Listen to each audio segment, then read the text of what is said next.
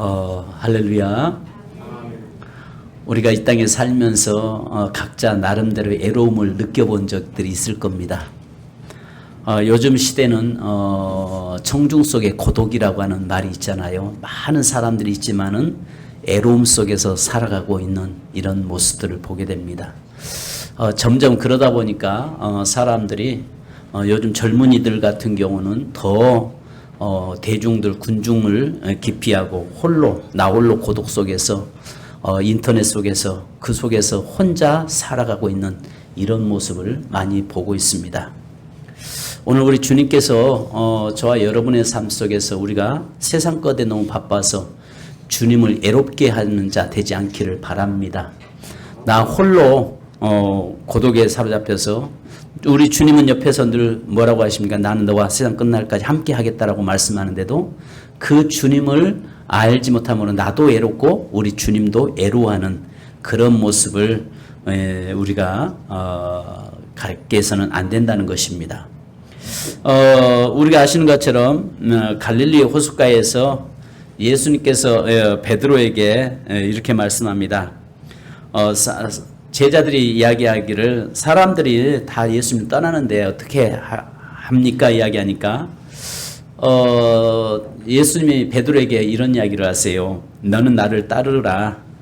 두 번이나 말씀하면서 다른 사람이 신경 쓸 거 없이 너는 나를 따르라. 그 말은 다른 사람에게 신경 두지 말고 너와 나와의 관계가 온전히 세워지기를 원한다. 이 말씀이겠죠. 예수님이 나를 따르라 하신 것은 아무한테나 하신 말씀은 아닙니다. 오늘 본문의 말씀에도 나를 따르라 라고 말씀하시잖아요. 그런데 특별히 여기에서는 아무나 보고 나를 따르라고 말씀하지는 않으셨어요. 자, 여기에 특별히 예수님께서는 사랑하는 사람들에게 말씀하셨습니다. 너는 나를 따르라. 이건 다른 의미에서는요, 나를 사랑해다오, 나만 사랑해다오, 이런 음성입니다. 그러니까 제발 너는 다른 데보다도 우선순위가 내가 되기를 원한다. 나도 네가 네 삶이 내 인생에 내게 우선순위가 되고 또 너도 내 예수님이 우선순위가 되기 원한다. 지금 그 말씀을 하고 있는 거예요. 자, 그러면 오늘 예수님은 본문에서 이 두 사람이 등장하죠. 한 사람은 여러분 이야기하는 것처럼 따르겠다고 하고 한 사람은 차차 따르겠다라고 말합니다. 그런데 놀라운 것은 따르겠다고 하는 사람한테 따르라고 이야기하다는데 내가 주님이 어디를 가시든지 나는 따라가겠습니다라고 이야기하는데 그 사람에게는 no 아니다 이야기합니다. 그런데 한 사람은 뭐라고 합니까? 내가 따르긴 따르는데 조금 있다가 후에 내 일 마친 다음에 내가 주님을 따르겠습니다 이야기하니까 아니다. 너는 즉시 모든 걸 버려두고 나를 따르라 라고 이야기합니다. 아시는 것처럼 따라가겠다고 하는 사람한테 야, 나 따르라 해야 되지 않겠어요? 근데 바빠서 못 가겠다, 열해서 못 가겠다 하는 사람한테 너는 따르라고 말씀하고 계시는지 여기서 오늘 저는 몇 가지를 통해서 함께 말씀을 나누려고 합니다. 무엇보다도 우리가 이 땅에서 살면서 내가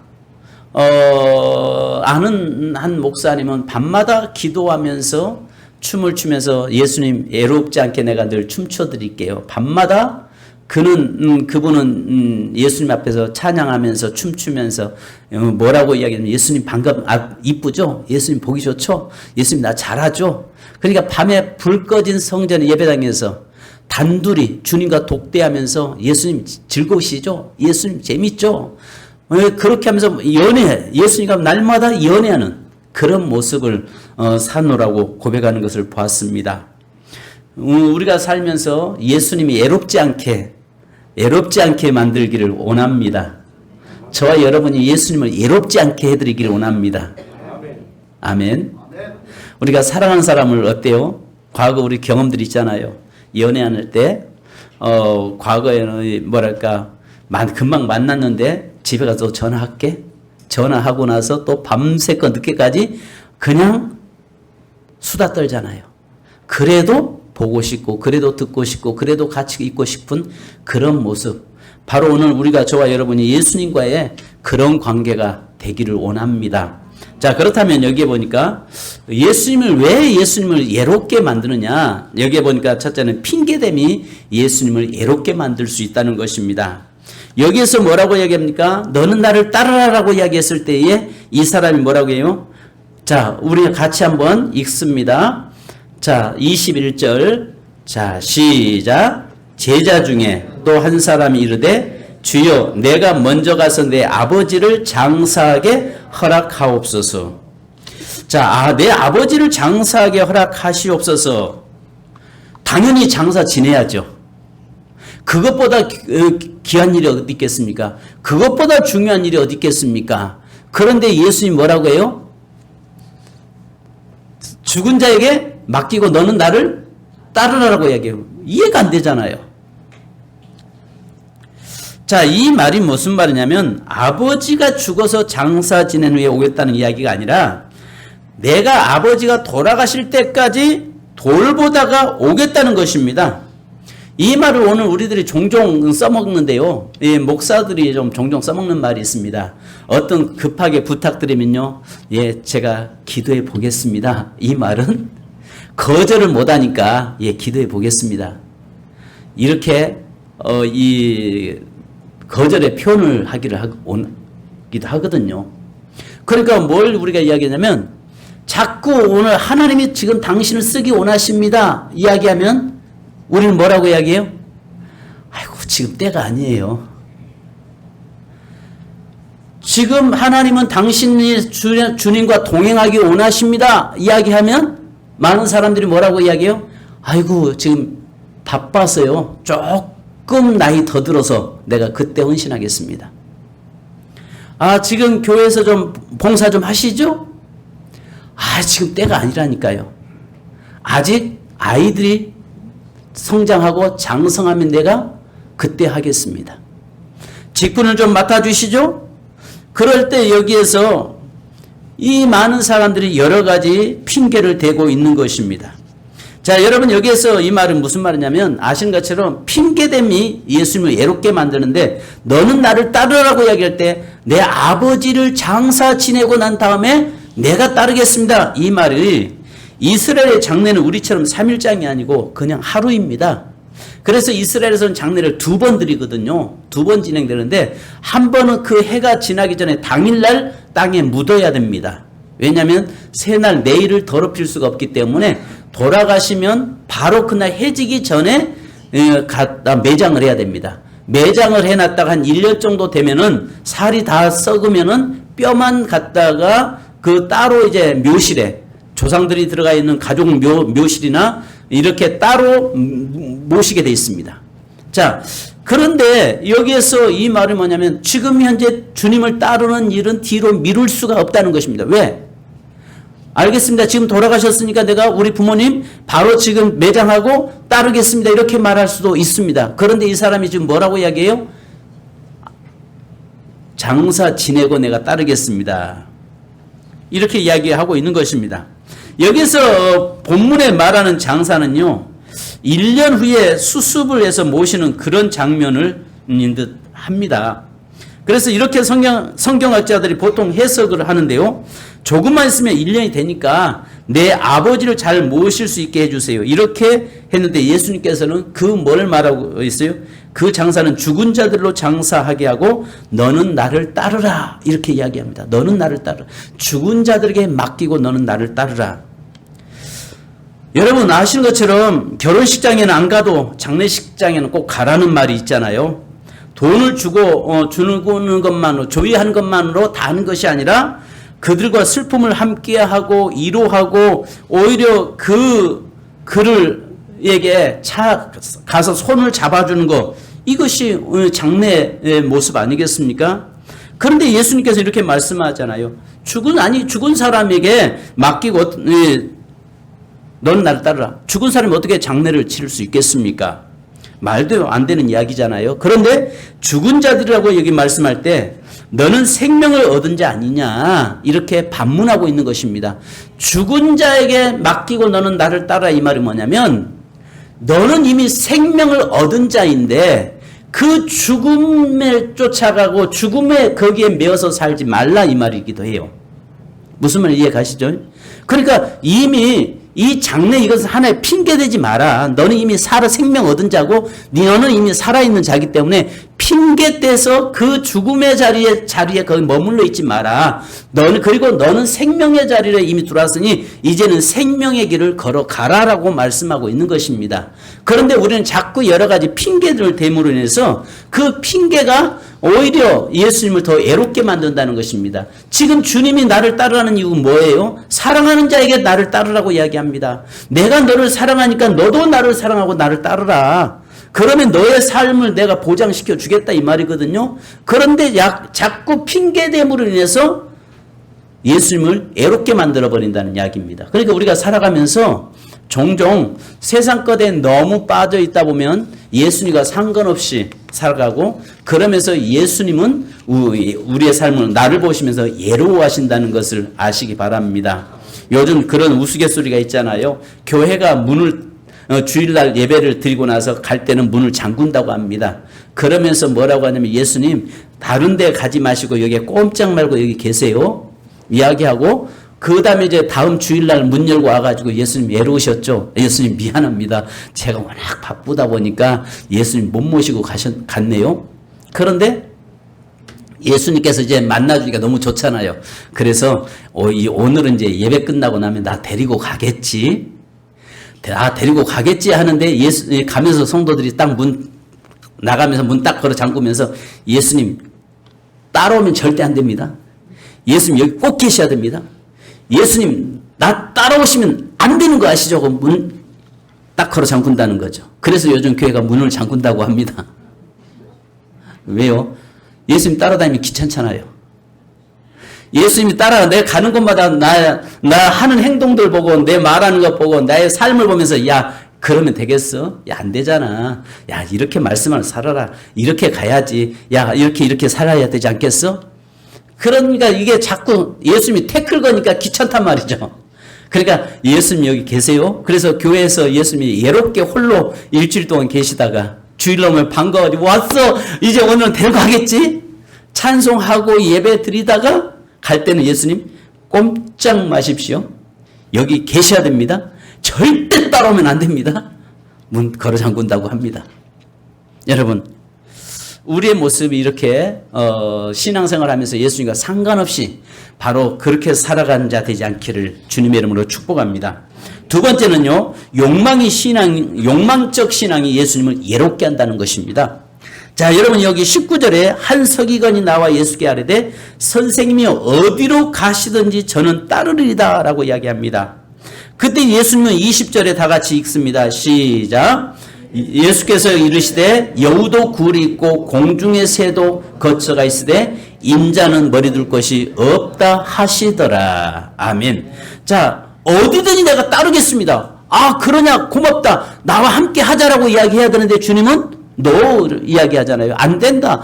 그러면서 뭐라고 이야기합니까? 여우도 굴이 있고 공중의 새도 거처가 있다. 근데 나는 머리 둘 곳이 없다. 이 말을 무슨 말이냐면 여우는 성경에서 헤롯을 이야기합니다. 헤롯과 헤롯 땅을 이야기하고 있는 것입니다. 그리고 공중의 새는 로마 당국을 가리키고 있습니다. 그 당시에 팔레스틴을 다스리는 세상 권력을 크게 두 가지였습니다. 하나는 분봉왕 헤롯이 다스렸고 하나는 그 위에는 로마가 통치하고 로마의 황제였습니다. 이 세상의 정치 권력자는 왕궁을 소유하고 있었고 온갖 부와 권세를 누리고 있었습니다. 반면에 하나님의 나라의 통치자인 예수님은 머리 둘 곳조차 없는 가장 낮은 모습, 천한 모습으로 이 땅에 오신 것입니다. 여기에서 이 서기관은 예수님을 따르겠다는 이유가 바로 그 예수님을 따름으로 어떤 권력을 누려보겠다고 하는 욕망적인 그 신앙으로 주님을 따랐다는 것입니다. 여러분, 내가 어떤 일을 성취하려고 따르는 것이 아니라 나를 구원해 주신 그분에 감사해서 내가 따르고 헌신하고 충성하니까 하나님께 내 인생의 삶을 또 내 자녀의 모든 삶을 축복으로 인도하시더라는 이야기예요. 아멘. 우리가 신앙생활 할 때 욕망적인 신앙생활이 되지 않기를 원합니다. 우리가 누가복음 24장 13절로 35절에 보면 엠마오 도상으로 내려가던 두 명의 제자들, 실망하고 낙심하고 내려간 제자들이 나오잖아요. 그들이 뭐라고 이야기합니까? 3년 동안 따라다녔지만 우리가 믿었던 예수가 죽어버렸다는 거죠. 그래서 이제는 정말 3년간 보낸 세월이 너무나 아깝다 하면서 투덜거리면서 내려가고 있잖아요. 그러면서 19절에 뭐라고 이야기하냐면 그는 하나님과 모든 백성 앞에서 말과 일에 능한 선지자였다. 또 21절에 우리는 이 사람이 이스라엘을 속량할 자라고 바랐다. 그러니까 3년 동안 따라다닌 것은 예수님께서 이 나라를 해방시키고 독립을 하면은 왕이 되면은 그분을 통해서 어떤 내가 따라다니는 보람을 얻기 위해서 따라갔다는 욕망적인 삶을 살았다는 것입니다. 그런데 그들이 결국 실망하고 실패하고 돌아가잖아요. 그러니까 여기에서 뭘 이야기하냐면 이 내가 주를 어디 가든지 따라가겠습니다. 이야기할 때 여우도 굴이 있다. 공중에 나는 새도 머물 곳이 있다. 이 말은 뭐냐면 헤롯 따라가면 네가 뭐 한다는 거예요? 부를 누릴 수 있다는 거예요. 로마 황제를 따라가면 너희에게 그 모든 삶이 안정이 보장될 수 있다는 것입니다. 근데 네가 나를 따를 때는 뭐 한다는 거예요? 결국 머리 둘 곳 없다. 고난을 각오해야 된다. 지금 그 말씀이거든요. 그러면 여기서 우리에게 뭘 말씀하냐면 오늘 우리가 신앙생활을 할 때 어떤 욕망적인 신앙생활에서는 안 된다는 것입니다. 그것이 예수님과 상관없는 신앙이 되고 그것이 예수님을 예롭게 만든다는 거예요. 아멘. 그러니까 내가 어떤 뭘 해보려고 내가 어떤 응답받아서 크게 하나님의 축복을 누리려고 예수 믿는 건 아닙니다. 내가 죄인 되었을 때 영원한 형벌의 자리에 들어갈 존재들임에도 불구하고 하나님께서 그의 아들 예수 그리스도를 이 땅에 보내셔서 나를 위해서 죽으시고 내가 그 믿음으로 내가 구원받은 바로 내가 본질이 회복된 걸 그것으로 기뻐하고 감사하는 것입니다. 그렇게 해서 믿음 안에서 사니까 하나님께서 내게 필요한 것을 다 채워주시더라고요. 아멘. 그러니까 뭘 바라보고 믿는 것이 아니라 그 길을 따라가니까 하나님께서 그걸 보시고 내게 축복으로 인도하시더라는 겁니다. 아멘. 그러니까 자꾸 뭘 욕망적인 신앙생활은요. 어떤 일이 안 이루어지면 예수 믿어도 별 볼 일 없어. 떠나버리죠. 그러니까 어떤 목적을 놓고 신앙생활을 하다 보면 그 목적이 달성되거나 성취되지 않으면 실망해서 언제든지 세상으로 나가버린다는 것이죠. 그죠? 그런데 우리는 그것을 뛰어넘어서 어떤 십자가를 지든 하나님께서 우리를 양탄자를 깔아서 그 길로 우리가 걸어가게 하든 어떤 우리는 그것은 관여하지 않습니다. 두 번째입니다. 왜냐하면 우리는 나를 구원해 주신 그 그리스도와 함께 동행하고 함께 살아가는 삶을 우리는 사는 겁니다. 아멘. 그렇게 살다 보니까 하나님께서 우리의 삶을 인도하시고 우리의 자녀들을 축복하시고 내 인생의 길을 하나님께서 선한 길로 이끌어 주시더라 그 말이에요. 할렐루야. 그러니까 제일 중요한 것은 어떤 욕망적인 신앙은 예수님과 상관없는 신앙이 돼버린다니까요. 그러니까 여기 있는 모든 이 사람이 뭐예요?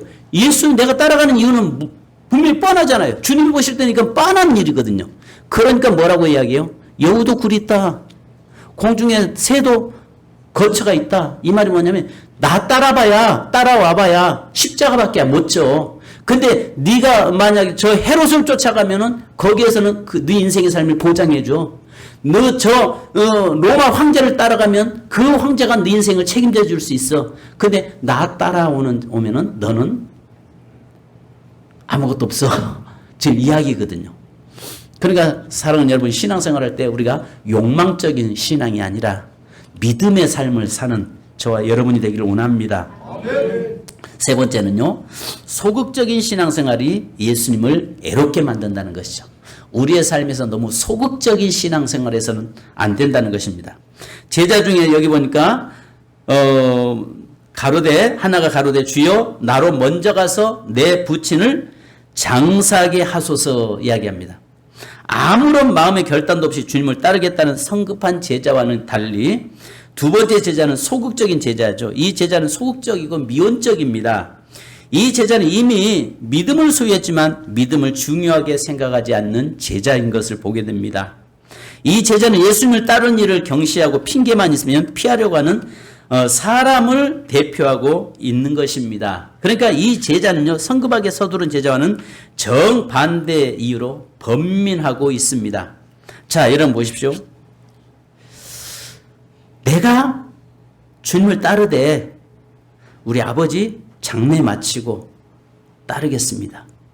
누가 봐도 이건 정말 당연한 이야기인데 이건 소극적이라는 거예요. 소극적인 거.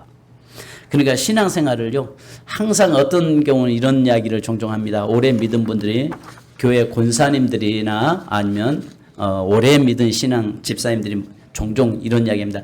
너무 앞서려고 하지 마. 적당하게 믿어. 이렇게 이야기하는 사람들을 제가 들어본 적이 있습니다. 예수 너무 열심히 믿지 말어.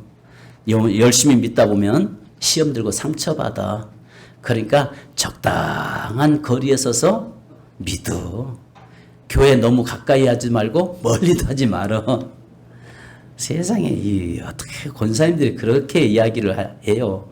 우리 교회는 그런 일 없습니다만 다른 교회에서 그 이야기하는 거 들어보고, 물론 그 성도가 상처받고 시험 봉사하고 충성하다가 시험 받을까 봐서 염려해서 그런 말을 하겠죠.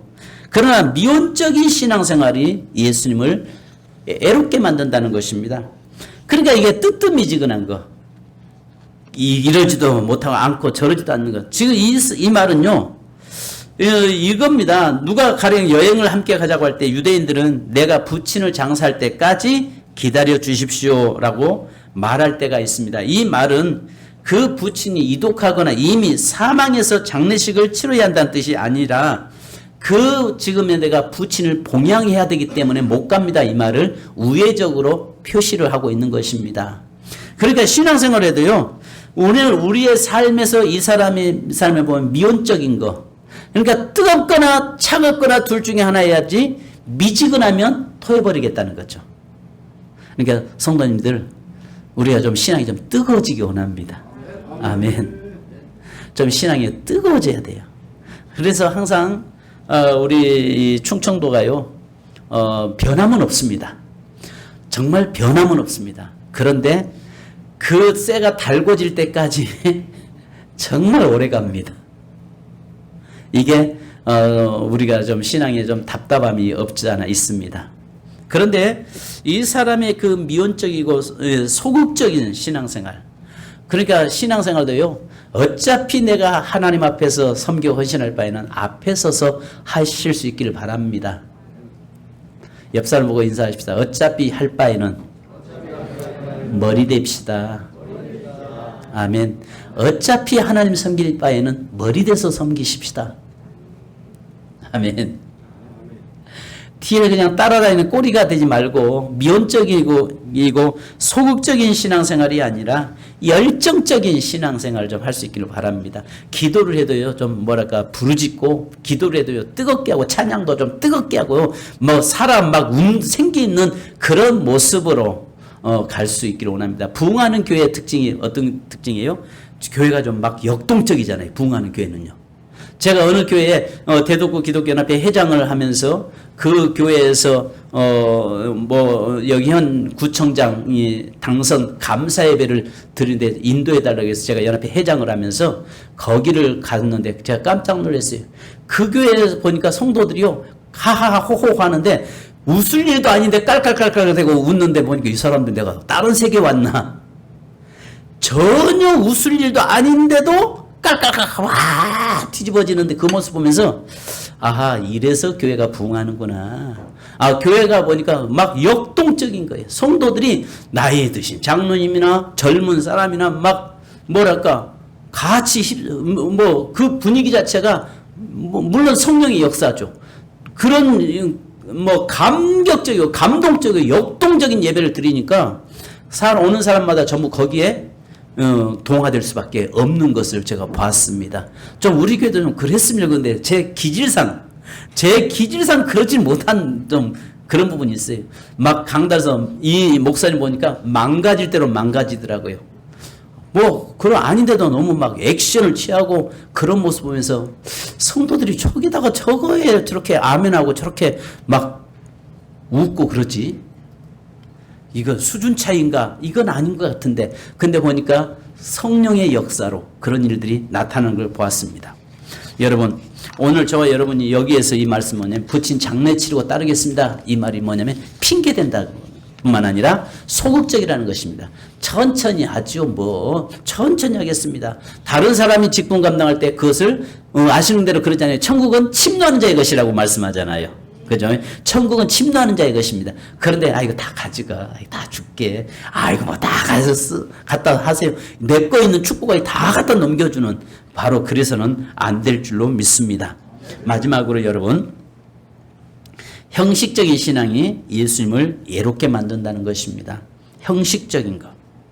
그러니까 오늘 여기서 19절에 보면 이 사람은 내가 따르겠습니다 이야기하는데, 결국은 따르겠다는 말은 정말 주님을 사랑해서 따르는 건 아니잖아요. 그죠?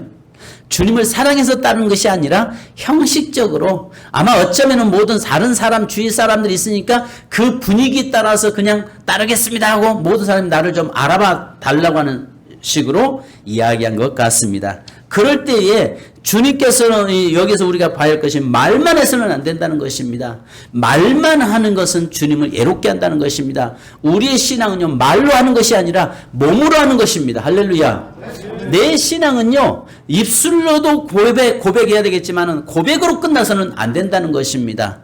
행동으로 나가야 된다는 것입니다. 마음만 있어서는 안 된다는 것입니다. 종종 우리가 짝사랑이라는 걸 여러분 해보셨잖아요. 짝사랑을 하는데 마음은 사랑하는데 고백을 못 해가지고 놓쳐버린 경우 있죠. 갑돌이와 갑순이가 바로 그렇잖아요. 우리가 살아가면서 종종 마음에는 있는데 표현을 못해서 또 가가지고 그 고백을 못해서 행동하지 못해서 놓쳐버리는 경우도 없잖아 있습니다. 자, 오늘 여기서 이 사람은 형식적인 신앙이었어요. 왜냐하면 욕망을 가지고 신앙생활도 했었겠지만은, 그러나 이것은 고백하는 것은 다른 사람 볼 때 이 사람 참 믿음 좋다라고 하는 것을 이야기하기 위해서 내가 어딘 따라가겠습니다 라고 하고 있는데, 주님은 그것이 형식적인 것을 알고 있었던 것이죠. 성도 여러분, 말씀을 좀 정리한다면은 무엇보다도 핑계가, 때로는 우리의 신앙이 핑계되는 신앙이 예수님을 애롭게 만든다는 것. 아멘. 두 번째는요, 나의 어떤 목적을 두고 욕망적인 신앙이 주님을 애롭게 만든다는 것. 세 번째는요, 소극적인 신앙생활이 예수님을 애롭게 만든다는 것. 네 번째는요, 형식적인 나의 신앙이 예수님을 애롭게 만들 수 있다는 것을 기억하시기 바랍니다. 그래서 여기에 있는 것처럼 따르겠습니다라고 하는 사람한테는 나 지금 갈 수 없습니다 한 사람에게 넌 나를 따르라 말씀하는데, 오늘 저와 여러분이 이 두 가지에 우리가 해당될 수 있습니다. 너는 나를 따르라 말씀할 때, 주님 내가 따르겠습니다라고 고백하는 올 한 해 저와 여러분 되기를 주님의 이름으로 축복합니다. 우리 찬송 한 장 하십시다. 찬송, 우리 친구 되기 원합니다. 찬송하십시다.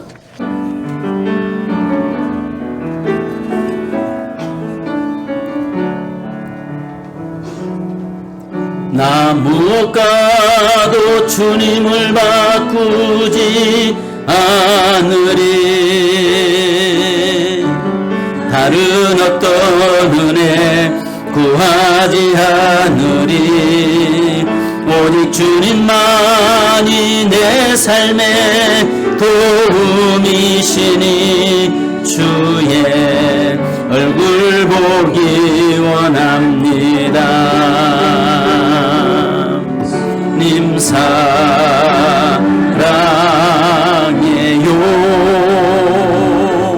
온 맘과 정성 다해 하나님의 신실한 친구 되기 원합니다. 주님 사랑해요. 주님 사랑해요.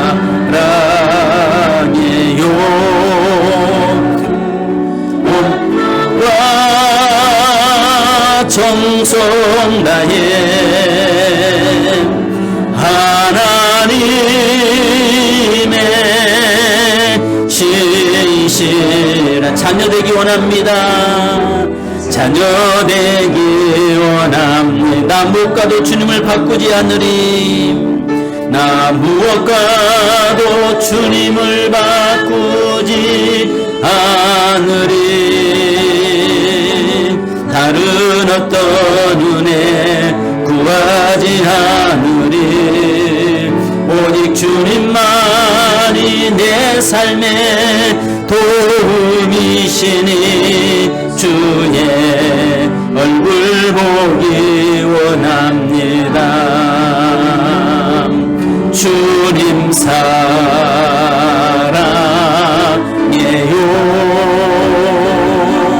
온 맘과 정성 다해 하나님의 신실한 장로 되기 원합니다. 주님 사랑해요. 주님 사랑해요. 온 맘과 정성 다해 하나님의 신실한 자녀 되기 원합니다. 기도하십다. 반주 부탁합니다.